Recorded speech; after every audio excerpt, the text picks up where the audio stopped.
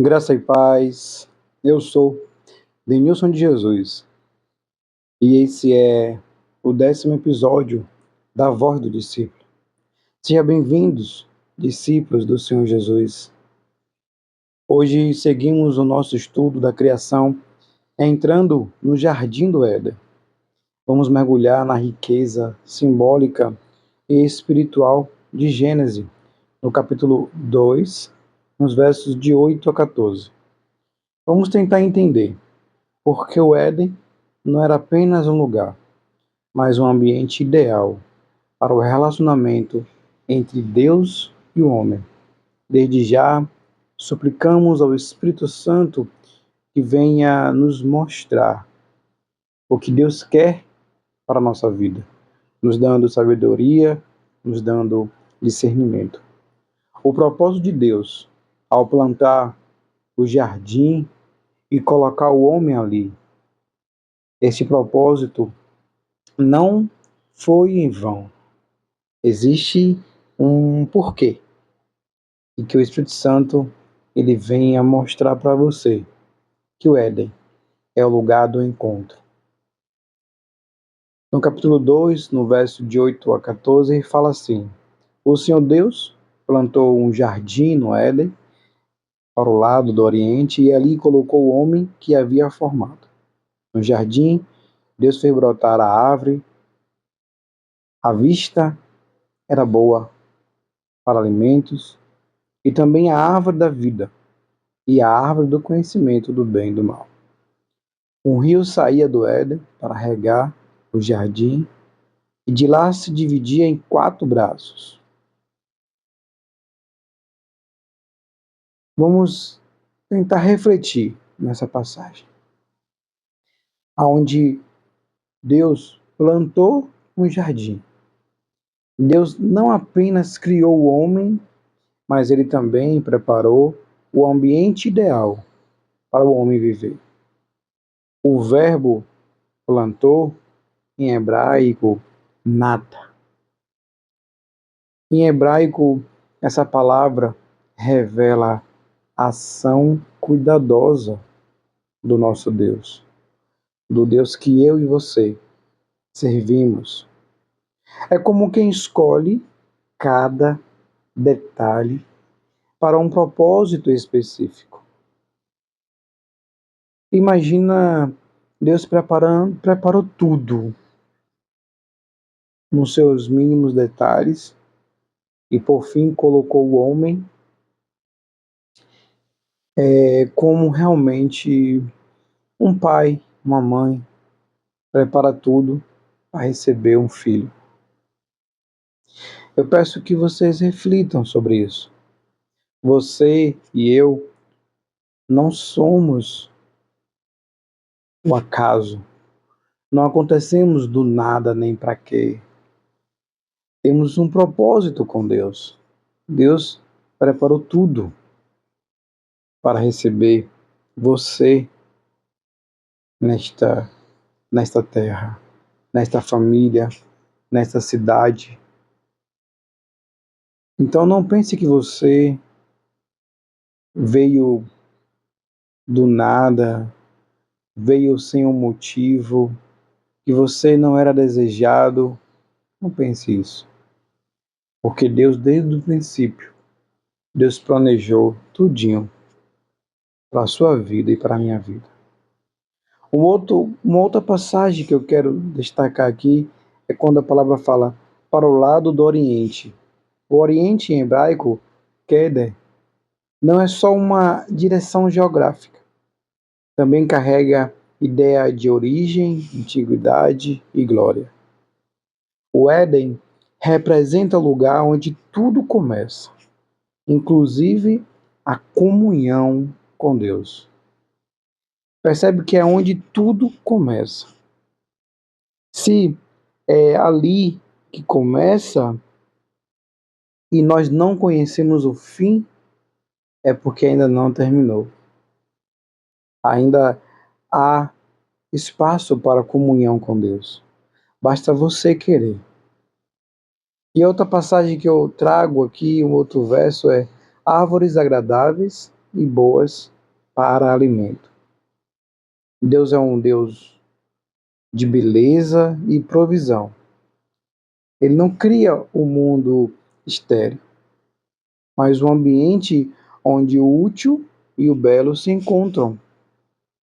Isso mostra que Deus cuida não só da nossa necessidade, mas também da nossa alegria. Eu agora me recordo de passagens que dizem sobre alegria, né? Que fala, seja forte e corajoso. Uma outra passagem também que eu me recordo, que o próprio Jesus fala, na vida tereis aflição, mas tenha bom ânimo. O que Deus está sempre nos sugerindo, né? Que em meio às dificuldades, que em meio às tribulações, a gente seja forte e corajoso, que a gente tenha alegria em viver, que a gente busque nele comunhão. E eu tenho prova na minha vida de quando eu estou animado em Cristo Jesus, pode vir as tempestades, porque elas virão, mas eu venço, porque Cristo disse, nós somos mais do que vencedores em Cristo Jesus. Pega essa chave.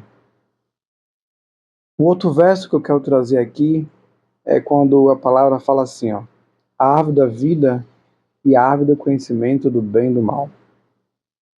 Neste momento a gente pode ver o centro espiritual do Éden, a escolha. A árvore da vida representa o caminho contínuo com Deus, e a árvore do conhecimento representa o livre-arbítrio e a responsabilidade moral que nós temos. A árvore da vida, ela não deixava que o ser humano morresse. Então, logo, a comunhão com Deus seria eterna. Claro que sabemos que Jesus veio hoje para curarmos de tudo isso, e hoje nós temos a possibilidade de consumir da árvore da vida. E eu espero que vocês estejam consumindo da árvore da vida, pois eu acredito que quando a gente aceita Jesus como Senhor e Salvador, nós não vamos viver para a eternidade, nós estamos vivendo para a eternidade. Porque quando a gente aceita Jesus como Senhor e Salvador, nós aprendemos que vamos viver para sempre ao lado do Pai. E todo o estudo que a gente fez até agora, sabemos que nós somos feitos, somos criados para viver eternamente. E cabe a você escolher. Você quer viver eternamente ao lado de Deus? Né? Isso é algo que essa pergunta fica para você. E essa pergunta fica para você mostrando o livre-arbítrio que a árvore do conhecimento representava e representa o livre-arbítrio. Até hoje, quando a gente começa a estudar as escrituras, vem muitos questionamentos, muitas dúvidas. E a gente pode parar e pensar assim, o que eu vou pensar? O que eu vou acreditar? O que eu vou decidir? Isso ou aquilo? Eu vou acreditar no Big Bang ou eu vou acreditar em Gênesis, a palavra do Senhor? Isso é livre-arbítrio. Deus não coloca uma faca no nosso pescoço e diz, você tem que acreditar em mim. Não, né? Cabe a nós escolhermos o que queremos acreditar. E essa escolha é diária. Tanto a escolha que eu faço todos os dias, que eu continuo acreditando na palavra do Senhor, na Bíblia Sagrada, como também que a escolha diária de ter comunhão com Deus, de falar com Deus todos os dias, a todo momento. Então, que a gente faça essa reflexão. E para fechar, eu quero trazer essa passagem que fala um rio dividindo em 4 braços. A presença do rio indica que o Éden era regado de forma sobrenatural. Na Bíblia, o rio muitas vezes representa a presença e a provisão de Deus. Os quatro braços apontam para a expansão da bênção de Deus à terra inteira.